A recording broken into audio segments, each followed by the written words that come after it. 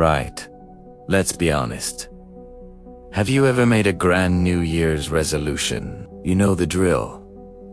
You buy the fancy gym membership, clear out the fridge with military precision, and feel a brilliant surge of excitement for the new you, only to find yourself, a few weeks later, back on the sofa, arguing with a delivery app. You blame your willpower? Of course. Tell yourself you're just not disciplined enough. But what if I told you that quitting has almost nothing to do with willpower? What if the real chemical engine of your motivation isn't about pleasure or discipline at all, but something you can actually learn to steer? Stick with me, because we're about to have a look under the bonnet of what truly drives you.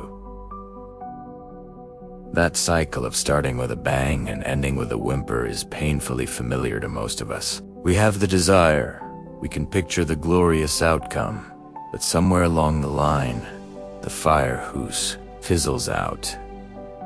We call it laziness or procrastination.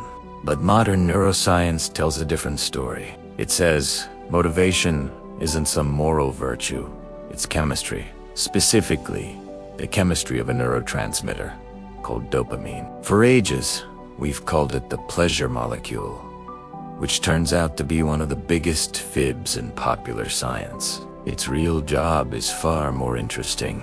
You see, dopamine isn't about the pleasure of the reward itself. It's about the anticipation of it. It's the molecule of more, the engine of seeking. And today, we're going to learn how to get behind the wheel, the willpower myth, and why quitting feels awful. First off, let's talk about this ghost in the room. Willpower. We picture it as some sort of muscle, a reserve of British stiff upper lip that we either have or we don't. When we fail, we feel a bit rubbish, like a moral defeat. I just didn't want it badly enough, we mumble to ourselves. But this is a trap.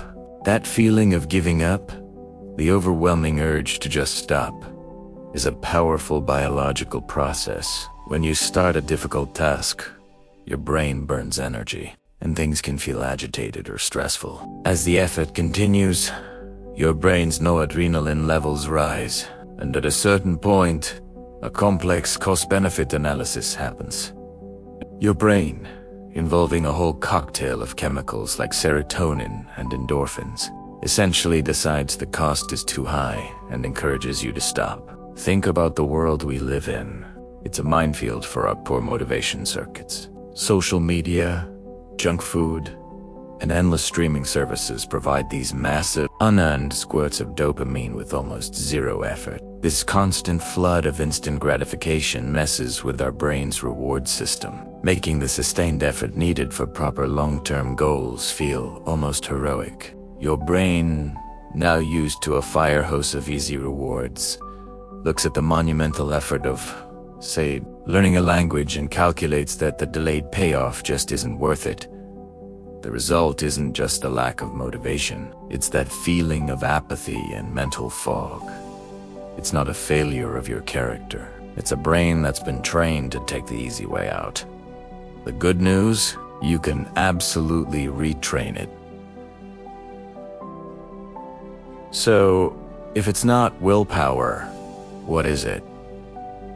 Let's get into the nitty-gritty. Deep in your midbrain, in a place called the ventral tegmental area VTA, you have your dopamine factories. When they get going, they send dopamine along specific pathways. The most important one for motivation is the mesolimbic pathway, which connects to a region called the nucleus accumbens. You can think of this as your brain's central station for motivation. Here is the insight that changes the game. This system doesn't fire up most when you get the reward. It fires up in anticipation of it. Scientists figured this out in famous experiments with monkeys. When a monkey learned that a light meant a food reward was coming, the dopamine spike didn't happen when it got the food. It happened the moment the light came on. Dopamine is the chemical that says, "Oi, something good is on the way. Keep going." This system gets even more powerful when the reward is uncertain. In those same experiments, when the food only arrived 50% of the time, the dopamine levels doubled. This is the exact reason gambling and endlessly scrolling through social media are so addictive. The maybe of it all supercharges the system. Your brain uses dopamine to tag things as valuable. Short, sharp bursts happen when a reward is better than expected, telling your brain, pay attention. This was important, but it's the steady, background level of dopamine that keeps you in the game day to day. Research suggests that people with higher baseline dopamine levels in certain brain areas are more likely to be who tackle hard tasks for a bigger reward.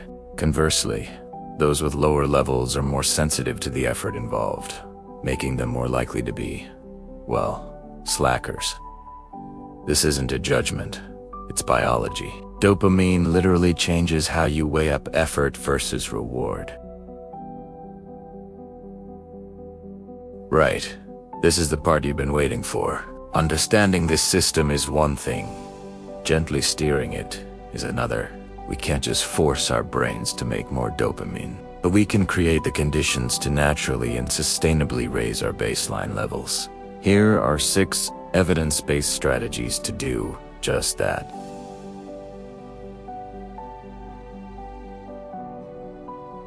Big, woolly goals like get fit are motivation killers. Because the reward is miles away, the solution is to create a series of tiny, achievable wins. Each time you complete a small task vain, something as daft as putting on your running shoes or writing one, paragraph your brain releases a little bit of dopamine. This creates a success feedback loop. Make a daily checklist. The satisfaction of ticking that box is a surprisingly potent chemical pat on the back.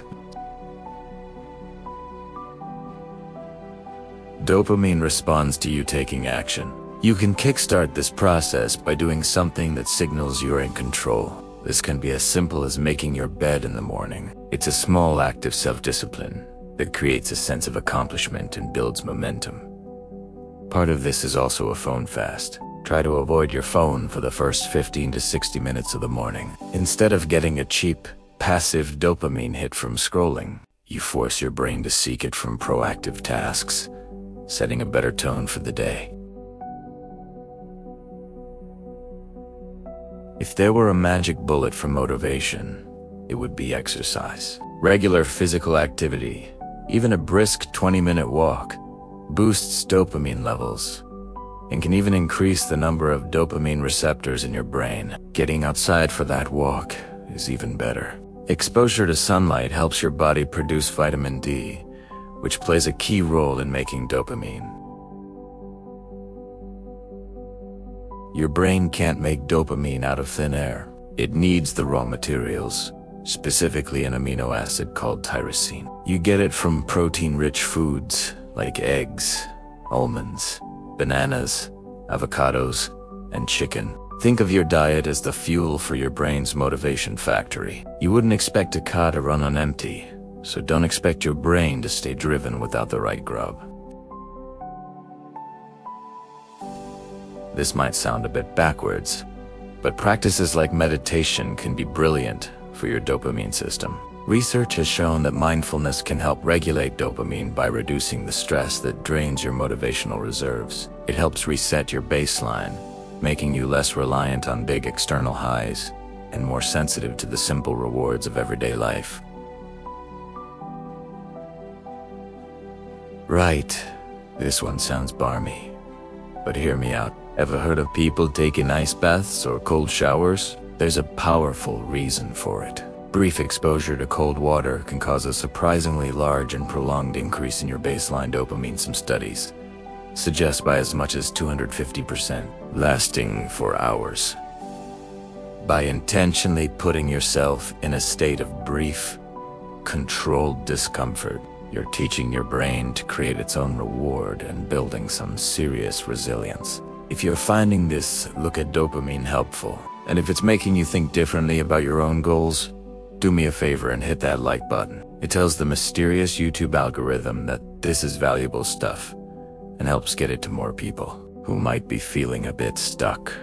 And be sure to subscribe so you don't miss our future explorations into the science of a better life. For years, I told myself a story that I was fundamentally lazy. I'd start projects with a huge burst of energy, only to watch my motivation pack its bags and leave a few weeks later. I thought it was a defect in my character, but understanding the science of dopamine changed everything. I realized my brain wasn't broken. It was just running on the wrong kind of fuel. I stopped trying to find some mythical source of willpower and started arranging my days to work with my brain's chemistry. I broke my massive goal of writing a book into a simple task. Write 300 words a day. Some days it was a breeze. Some days it was a grind. But every single day, I got to tick that box. And every tick was a small chemical reward. A quiet signal to my brain saying, we're on the right track.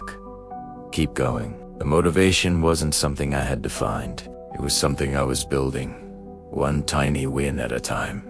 The key takeaway is this. Your motivation is not a reflection of your inner strength. It's a biological system that you can learn to influence. It's not about the pleasure of finishing, but the pursuit of starting. By breaking down your goals, moving your body, feeding your brain, and embracing small, consistent actions, you are no longer at the mercy of your fleeting moods. You're finally in the driver's seat. Now, over to you. What's the one goal you've struggled to stick with? And which of these strategies are you tempted to try first? Share your story in the comments below. Let us get a conversation going with people who are done with blaming willpower and ready to take back control. Cheers for watching.